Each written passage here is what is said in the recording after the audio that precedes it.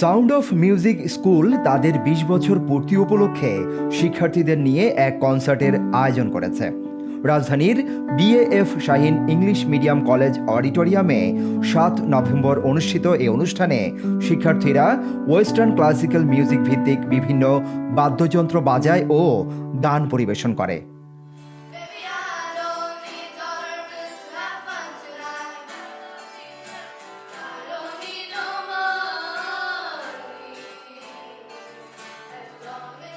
অনুষ্ঠানে প্রধান অতিথি হিসেবে উপস্থিত ছিলেন বিডার নির্বাহী চেয়ারম্যান চৌধুরী আশিক মাহমুদ বিন হারুন। বিশেষ অতিথি ছিলেন বাংলাদেশ শিল্পকলা একাডেমির নৃত্য, সঙ্গীত ও বিনোদন বিভাগের পরিচালক নাভা মেহজাবিন রহমান ও বিএএফ শাহীন ইংলিশ মিডিয়াম কলেজের principal group captain Taslim Ahmed. Sound of music school ২০০৫ সাল থেকে দেশে ওয়েস্টার্ন ক্লাসিক্যাল মিউজিক শিক্ষা দান করে আসছে।